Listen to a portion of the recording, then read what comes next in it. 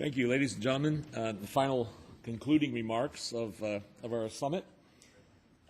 2.5 years ago, when a number of us at the EastWest Institute were persuaded that cybersecurity was as important for the next decades as the nuclear issue was when we started the Institute in 1980, we faced enormous skepticism. It was not so long ago, 2.5 years ago, when skeptics said it's impossible that the West can cooperate with China or Russia or other countries like them in cybersecurity.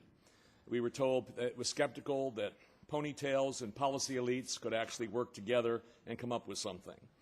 We were told that there was no room for additional forums in the cyber field. There were enough already.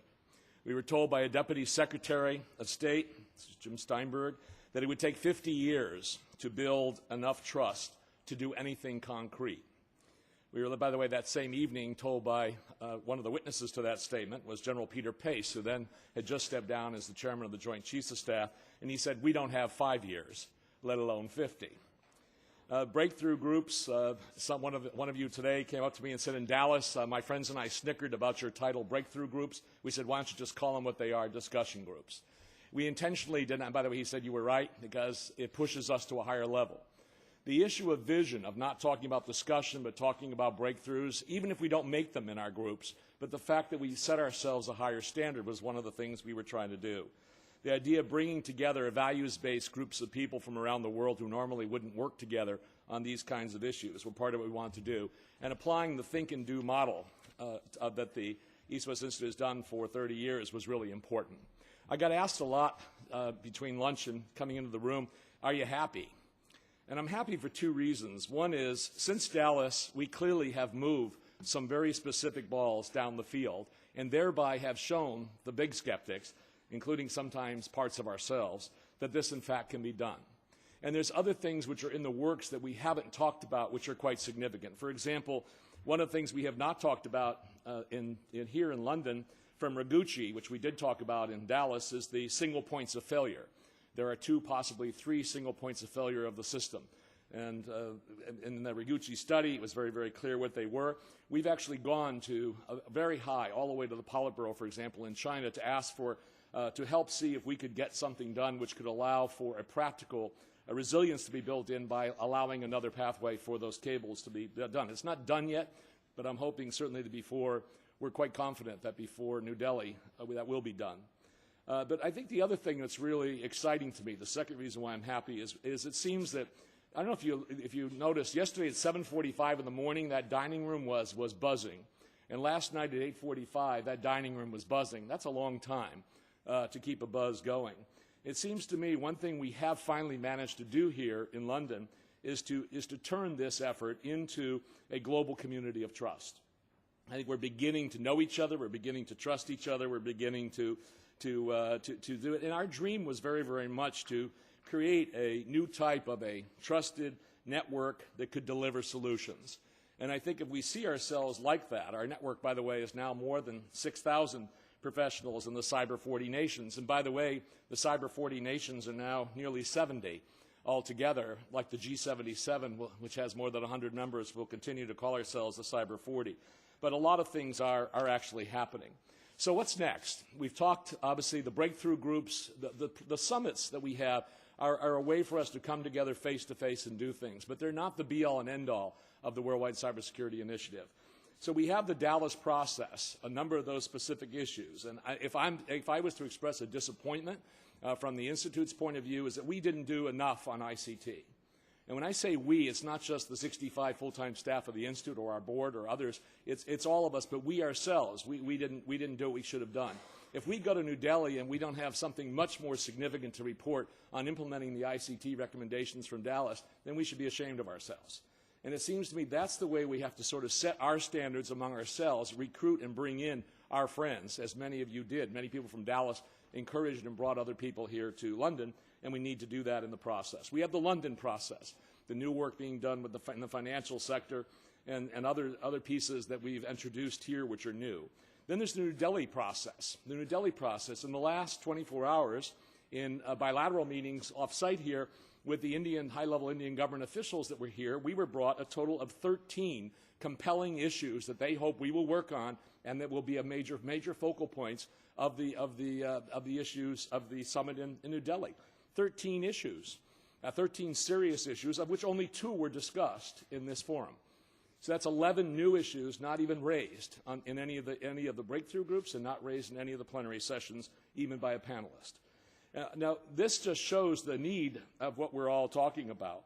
And so there's a lot of issues. Can we continue to get organizations and others to stand up and pick up things and take them? We're very much a tugboat. Our job is not to see things all the way through to the end, but to get until we can pass the ball to somebody else to take it through. And I think, therefore, the ICPC and the MOG stepping up and saying, okay, we're professional associations and groups that were meant to do this. We're going to carry these balls. That seems to us to be a real critical thing. And I hope very much EWI will be able to expand our team in terms of our full-time team. We do all this work with 4 full-time staff. So you can imagine what goes on. And we couldn't do it then without so many of you who have volunteered. And we thank so many of you from the private sectors, from public sectors around the world for what you've done. One of our challenges as we leave here today is how to ensure fast, effective follow-through on all the great ideas that we've generated. To help us stay connected and continue to break new ground, EWI will be providing access to all of you on an online collaboration center that we are currently using, actually with great success, to use with some of our other global initiatives. Cybersecurity is not the only area where the Institute works. This collaboration center has some easy-to-use virtual tools and fast cycle processes that will help the breakthrough groups streamline their work and share best practices. Our staff will be following up with the breakthrough group chairs over the next couple of weeks about customizing their workspaces to meet their needs. In mid-July, you will all be invited to an online interactive meeting in the Collaboration Center. During that meeting, we will introduce the virtual processes and we will provide a status report on each of the breakthrough groups. In the meantime, we will send to you a link on the online discussion where you can ask questions you may have about how we will use the Collaboration Center going forward. Now, with all that behind us, we just want to now focus a little bit on attention of we've got 17 months until most of us hopefully will meet again. And that will be in New Delhi. And why New Delhi for the 3rd summit, and what can we expect? One of our most important partners for that effort is Sam Mittal and his president and his NASSCOM, which, as you all know, is one of the world-respected groups in his field of software development. So, Sam, do you want to come up and just say a couple words about New Delhi? Thank you, John. When you were saying you're very happy with what you saw yesterday, I think you're happy right now. You must be relieved it's over, it went well. I think they all deserve a big hand for putting through a very good conference, and appreciate all the hard work. You know, as I participated in these 2 days, some of the discussions were really scary. And I hope we don't go back scared. I think technology is something that's to be leveraged. I was looking at an analogy, and I thought it was like medicines. Every time you take medicine, there's a side effect, except that this medicine is the one that everyone takes, and we still have to address it at a much larger scale here. In all the forums, there was discussion about globalized world, but many examples that came out of breaches and so on were not because they were globalized. So I think these problems would be still there. So let's not try and shift that the issue is. I think the globalized world does increase the risk, but that's not the only reason that there is risk today. So actually, I'm here to, on behalf of EWI, NASSCOM, and India, really to invite you to Delhi conference in October 2012. 2 things that we would promise you. One is working with EWI, give you another great conference, and then second, the time that we have chosen, it will be great weather, we'll provide you good food, and hopefully some exposure to our culture as well. Not sure how many of you have been to India before. Well, I think we have got a scope because a lot of people who haven't been there. So do come over, and I was talking to John, we'll arrange some other stuff for you to also enjoy beyond the conference. Well, it's only appropriate it's in Delhi. Your institute name would not be complete if it wasn't in the East. So, it's important that we take this conference there. You've had it in Dallas and London. I think it's also because, and you did mention about our government, I think today our government has one of the most ambitious programs, important programs where they're leveraging technology to transform lives. And that would mean 250,000 villages, and you can imagine almost 600 million people getting connected on the internet. They may not be users, but they'll be intermediaries who will help them use it. There is a project which is on. In fact, it's no longer a project, where 1.2 billion people would be on an identity and authentication engine, which would then change their lives because they are not right now in the financial inclusion, and just through their authentication they will be. And just imagine how the net is going to be leveraged at a much, much larger scale. The almost all of world's largest corporations, banks, either do mission-critical work in India or have set up their own R&D units. And I think these works are really sensitive and important for them. So rather than just about worrying about what's happening to their work and how safe it is, I think it's important to also understand how it's done and what more we can do there. The economy, and I'm happy that you mentioned some words, and I think there were some words that were mentioned in the previous panel, that while for us the economy is growing and the technology is being leveraged, but at the same time, I think there is increased threats to national security, and the word T that we often not talk about, where terrorists are also using technology as effectively. This is not only cyber crime, but cyber becoming a tool that's being used, and I hope that's one discussion point that we will take up in Delhi. I think there is a realization among all of us that security is not a competitive advantage. It's neither a competitive advantage for corporations, nor is it for nations. And that, I think, is the reason that we are seeing so much collaboration in this room today. And I hope that collaboration would only increase. You mentioned about the weak links, and I think sharing becomes so much more important as we go. Clearly, there is need to take whatever we have discussed here to implementation, and I hope that in the Delhi conference we would be taking it to a next level of.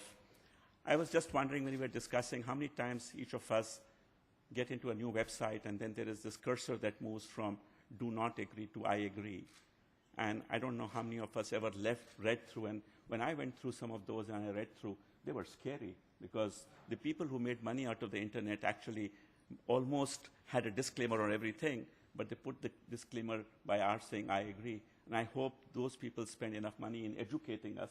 So I think there is need for them to educate us on the perils of our putting there I agree.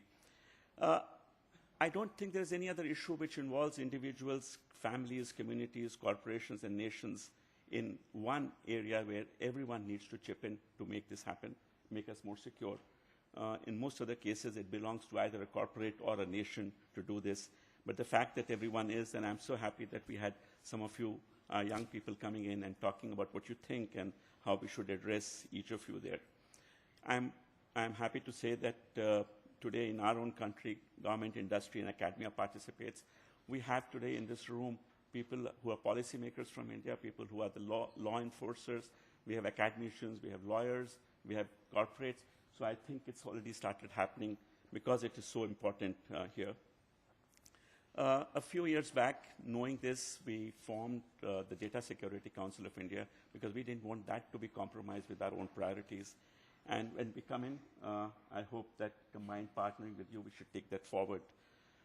Incidentally, I was so happy to see the discussion that happened in the previous panel. We ourselves have put up 8 cyber labs from the private sector, which are hosted today in the government police academies, and we have till now trained 9,000 cops on cyber crime and cyber forensics, and every month 300 new officers get trained there. So I think it is a responsibility of all of us, rather than pass it to the government, to make that happen. And I hope in Delhi, not only we will share this, but that collaboration will be talked about at a much, much higher level. I must also say that there is a new phenomena happening, and I think we are beneficiaries of this, because each of our corporations, when they work for global clients, if 10 banks are being serviced by one single company, then each of those banks come and tell us about their security processes. And guess what? Now we know the best practices of all the 10 banks, and hence now we're trying to create this framework which can actually be used because best practices are already coming in, and we hope that we can share that as well. I must just take one little point on the weakest link, and I think that's the person who walks in through our front door, which is all our employees and very people. And I think we need to be ensuring that that's secure as well.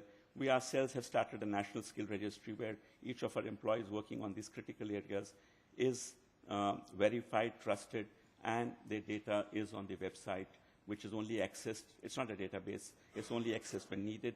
It is acting as a huge deterrent for anyone who thought they would try. So as John said, the Delhi discussion, I'm not sure we should call it Delhi discussion. I will call it the Delhi action. Should be talking about implementation. We hope that in the next 16 months there is.